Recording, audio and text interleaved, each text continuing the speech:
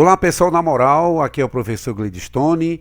Eu estou com esta aula, compreensão e interpretação de textos, para vocês que têm algumas dúvidas relacionadas a esse processo de compreensão e de interpretação de texto. Ora, observando o título, nós percebemos que existe aqui compreensão e interpretação de texto. É óbvio que se eu coloquei no título compreensão e interpretação, são duas coisas totalmente diferentes, mas que ambas se completam, ok? Então, vamos seguir com a aula, vamos seguir com o slide. Observem o slide desse bebezinho. Você já se deparou alguma vez com esta situação em que você falou, eu sei o que você está falando, mas não estou entendendo nada? Alguém já se deparou com esta expressão? Alguém já disse isso? Bom, é muito fácil e ao mesmo tempo muito complexo para se resolver. Por quê? Porque para que você entenda, para que você interprete um texto, é necessário que você compreenda. Para interpretar, é necessário que haja uma compreensão. Então, vejam bem, compreensão ela está no texto. Tudo que se refere à compreensão textual, ele aparece no texto. Então, alguns enunciados, sobretudo no Enem, nos vestibulares para o ingresso nas faculdades, em concursos públicos, no texto, quando se trata de compreensão textual, aparecem esses enunciados aqui que nós chamamos de comandos, né? Segundo o texto, segundo o autor, o texto informa que, está explícito no texto que. Então, esses comandos aqui, quando vocês virem em certos enunciados de exercícios, de concursos públicos, enfim, ele se trata diretamente de compreensão do texto. Quando você entender esta explicação que eu faço agora, assim que vocês observarem o enunciado que tenham essas expressões, vocês vão perceber que é de compreensão. Os enunciados referem-se às compreensões de texto. Então, o que se refere à compreensão, ele aparece no texto. Se ele aparece, ele está explícito no texto, ok? Os processos de interpretação, ele vai além do que está aparecendo, ele vai além do que está explícito.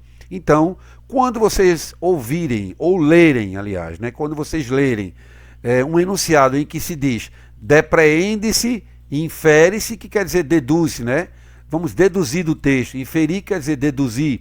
Depreender quer dizer deduzir. Inclui-se do texto que o texto permite deduzir que é possível afirmar a partir do texto que implícito, ora, quando você vai interpretar, você tem que mergulhar naquilo que comumente se fala nas entrelinhas do texto.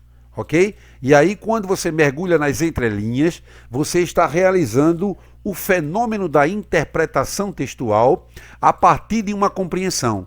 Porque nós só conseguimos interpretar aquilo que nós compreendemos. Ok? E os enunciados de interpretação são esses aqui. Depreende-se do texto que, infere-se do texto que, inferir quer dizer deduzir, conclui-se a partir do texto que, ok? O texto permite deduzir que é possível afirmar a partir do texto que ou está implícito no texto. Implícito é aquilo que não aparece como fator de compreensão, mas como fator de interpretação. Valeu? Bom, aqui nós temos algumas situações. As palavras, elas podem assumir dois sentidos, observando o seguinte, que toda palavra inserida num contexto, ela absorve em si própria dois sentidos. Por isso é comum afirmar que as palavras, elas são polissêmicas. O que quer dizer polissêmica? De vários sentidos. Elas ganham vários sentidos.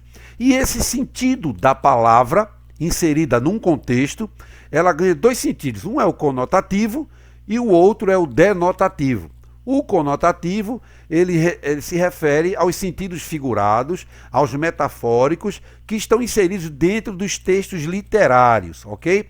Aquilo que nós chamamos também, numa fala coloquial, entre os amigos, entre a família, de força de expressão. Vou dar um exemplo.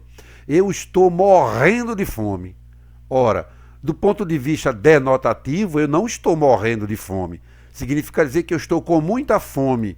Mas este morrendo de fome é uma forma de você dar uma amplidão maior à palavra sentido fora do seu sentido denotativo. Ok? A palavra morrendo. Ok? Morrendo no sentido denotativo é uma pessoa que está passando mal, está no fim da vida, né? Está lá no limiar entre a vida e a morte. Mas morrendo de fome não significa dizer que eu esteja morrendo de verdade. Significa dizer que eu estou com muita fome. Então esse morrendo ganha uma conotação diferente do sentido original, que é denotativo, ok?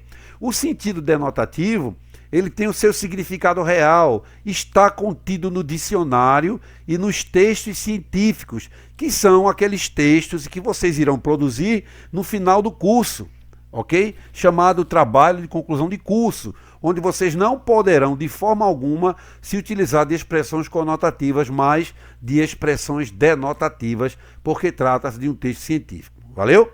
Vamos continuar aqui a nossa aula.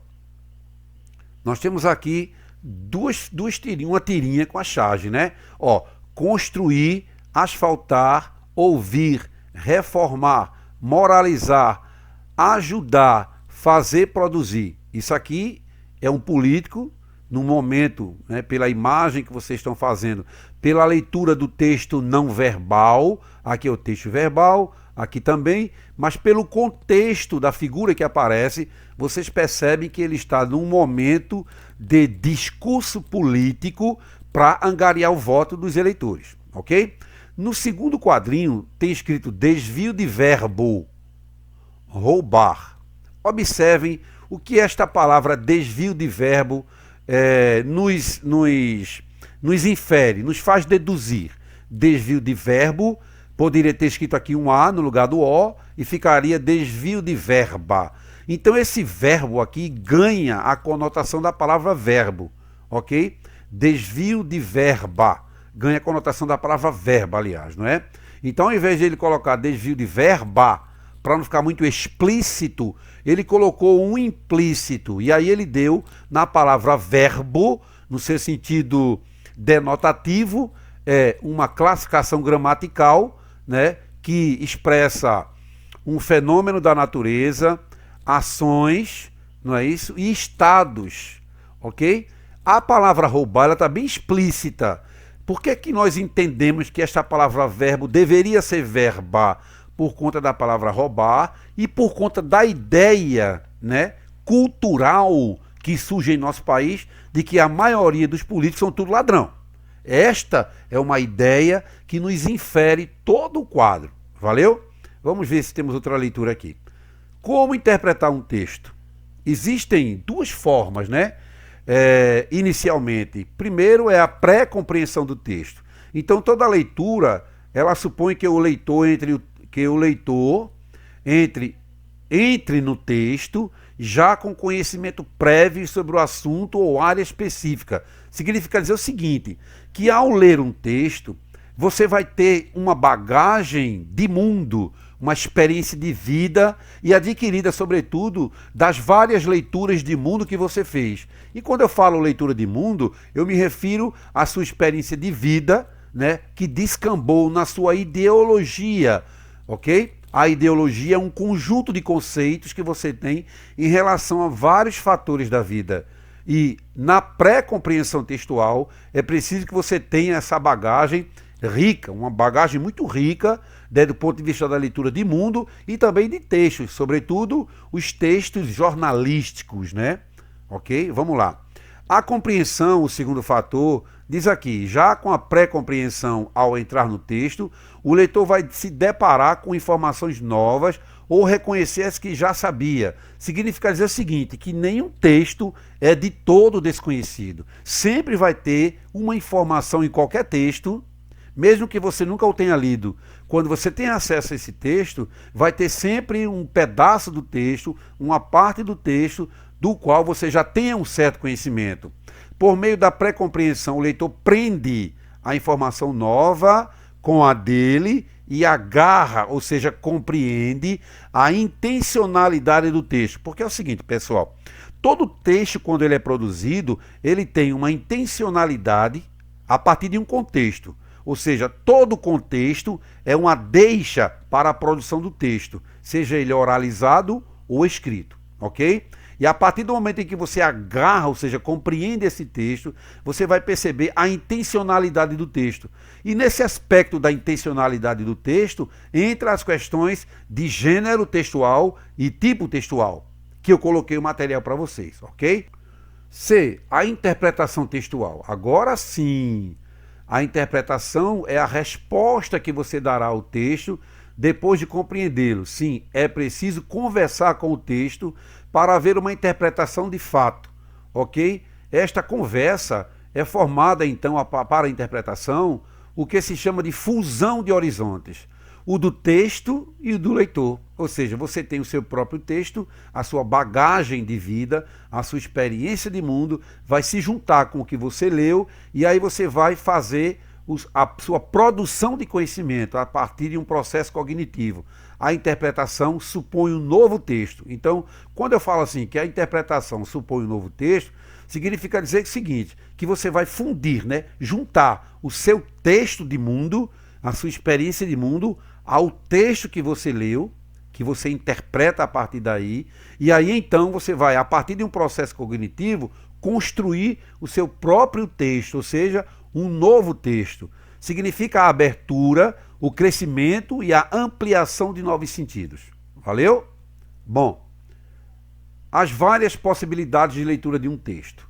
A recorrência de traços semânticos estabelece a leitura que deve ser feita do texto. Ok? Então, o quê? A recorrência de traços semânticos. Ora, o que é a semântica?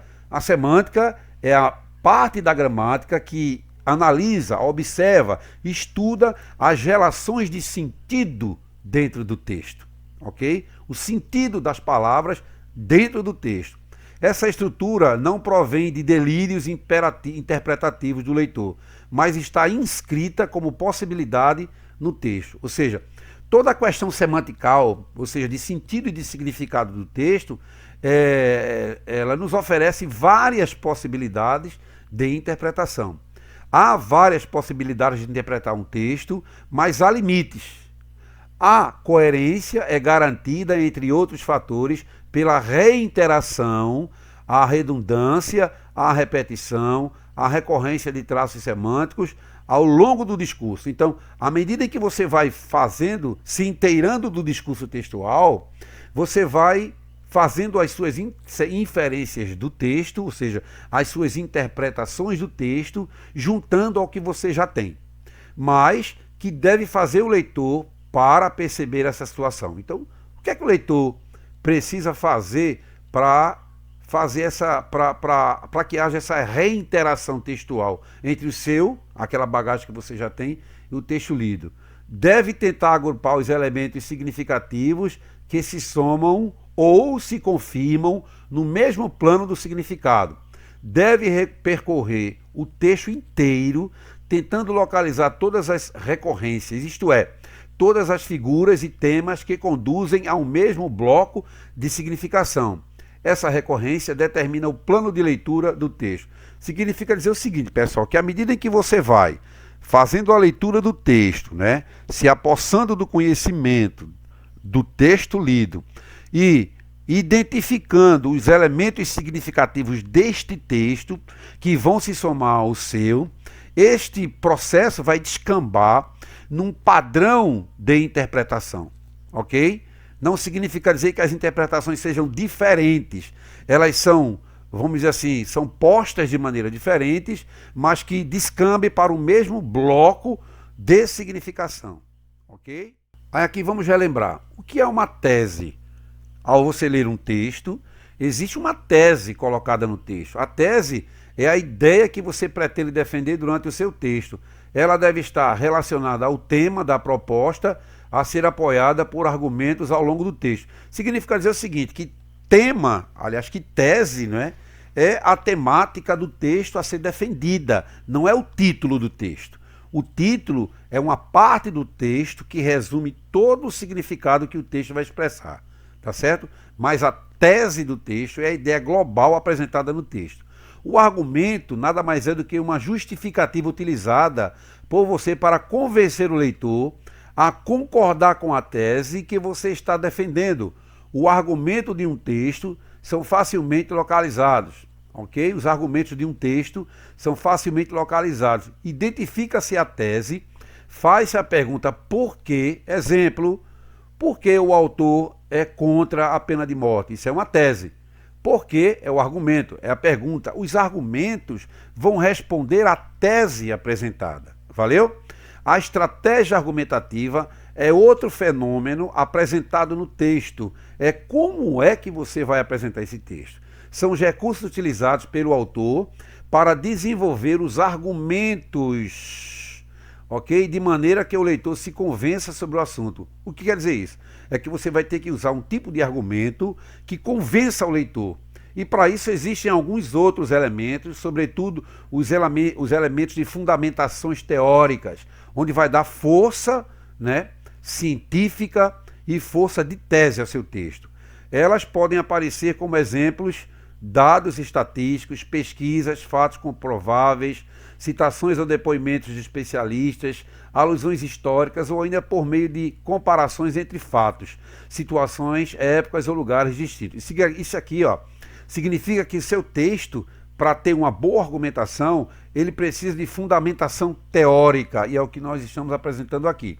Existem também os contra-argumentos, que é a oposição a um argumento apoiado por elementos que o justifiquem. Quando você se contrapõe a uma tese no seu texto, você precisa utilizar-se de argumentos que tenham uma fundamentação teórica para que o seu texto tenha realmente valor, né?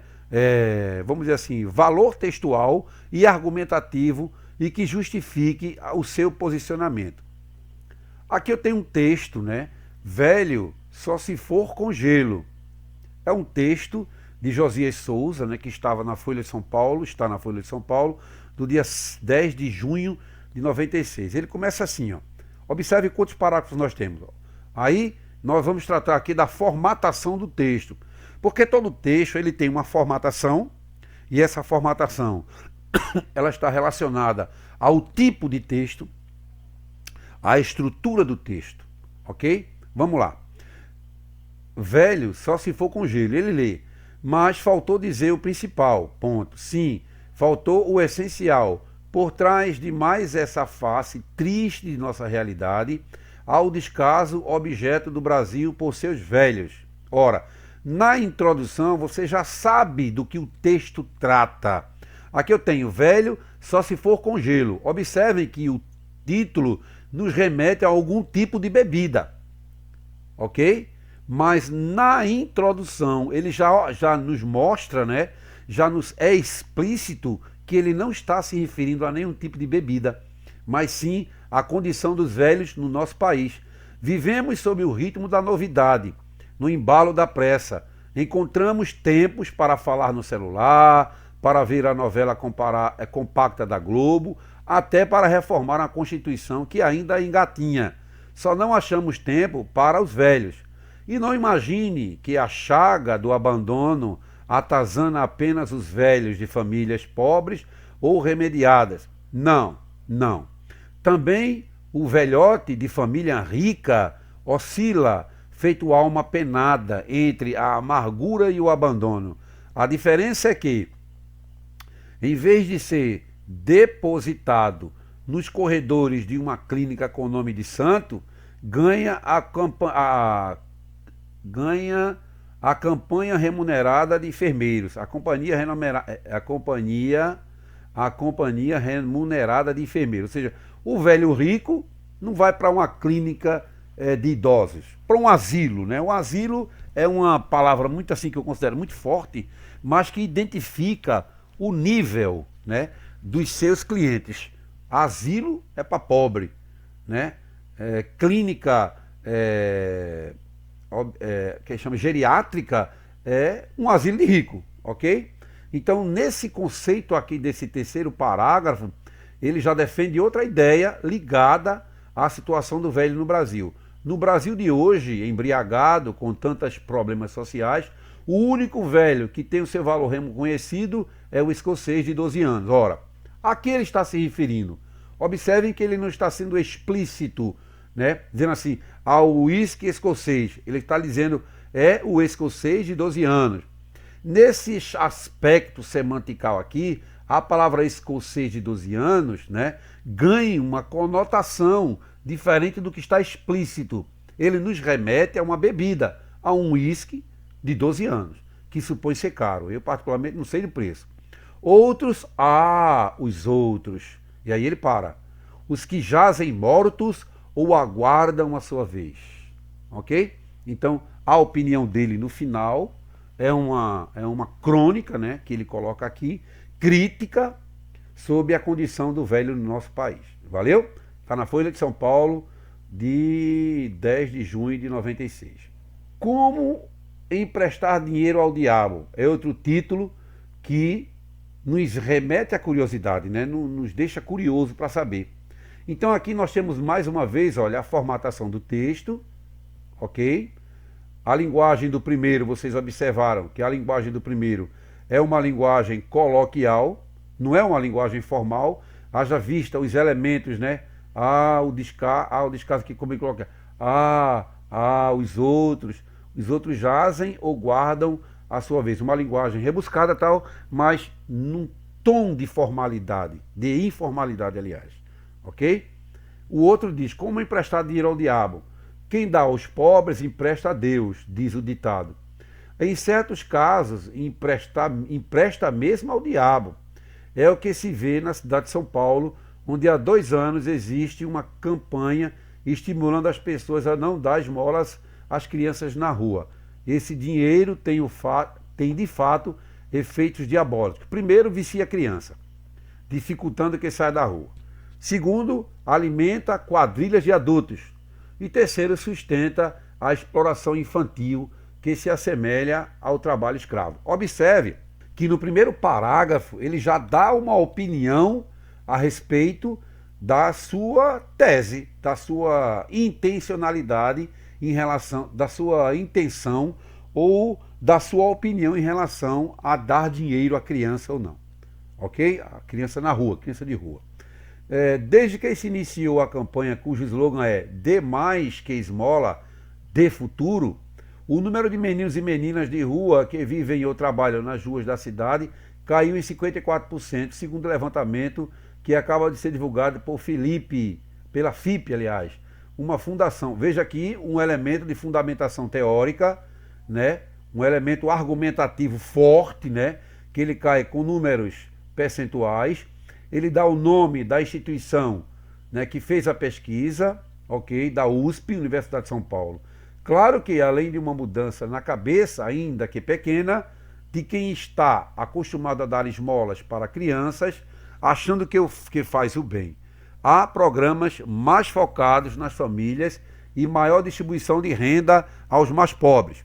Observe aqui que ele utilizou no segundo parágrafo elementos de fundamentação teórico-argumentativa para justificar, né, o fato dele ser contra, né, ao fato de se dar dinheiro à criança no trânsito, à criança de rua. Por conta desses programas combinados com menos esmolas, há mais crianças em atividades complementares à escola, como contrapartida por terem saído da rua, sem contar o apoio de suas famílias. Isso sim pode, quem sabe, tirá-los do vício de mendigar, no qual vivem os mais malignos riscos. Então aqui ele fala, né, dos riscos que as crianças sofrem ao estarem na rua esmolando, não é isso? E ele coloca aqui que é a favor, nesse terceiro parágrafo, ele concorda com o fato de não se dar esmola a crianças, né, e que as crianças, porque as crianças terão uma boa acolhida nesses órgãos que os acolhe para trabalhar a questão da educação da criança. Não se ajudam aos pobres com esmolas, nem as oficiais, mas com políticas públicas que estimulem o aprendizado e a geração de renda. Isso aqui, ó, ele fecha a ideia, a tese dele, de que ele é de que ele é contra ao fato de dar esmola para as crianças, E aqui ele diz que mesmo as oficiais, o que é que ele considera que essas oficiais, o que é que nós podemos inferir disso daqui? De que esses programas de governo, né, em que as crianças recebem, por exemplo, o Bolsa Família, né, ele chama de esmola. Observem, esses programas políticos, né, esses programas de renda familiar, que dão a renda para os pais de famílias de baixa renda, ou os pobres mesmos, para que as crianças não vão às ruas. Observem. Mas ele diz que mais com políticas públicas que estimulem o aprendizado e a geração de renda. Então ele é a favor de que as crianças estejam aprendendo nas escolas e que se preparando para o trabalho. Gilberto de Mestai, da Folha Online, 23 de novembro de 2007. Aqui nós temos uma questão que vocês podem responder, tá certo? Qual é o argumento apresentado nesse texto para defender a tese não dar esmola às crianças na rua? Qual é o argumento que ele utiliza? Aí diz, quem dá aos pobres empresta a Deus, diz o ditado. Letra B, esse dinheiro tem de fato efeitos diabólicos, né? Ou seja, vicia a criança. É claro que há programas mais focados nas famílias, não se ajudam aos pobres com esmolas nem às oficiais. Então, são questionamentos que eu coloquei aqui para vocês responderem, tá certo? Eu não vou dar essa resposta, são vocês que têm que procurar, tá bom? Outra questão, nós temos outros textos aqui para que vocês os leiam, para que vocês trabalhem esse texto, ok? São, se eu não me engano, são 8, 7, 5, 6 questões para que vocês respondam, tá bom? E aí, em sala de aula, ou mesmo no Classroom, nós vamos discutir essas questões aí, tá ok, pessoal? Que Deus abençoe a todos. Esta foi a nossa aula. Boa sorte para todo mundo. Um grande beijo no coração.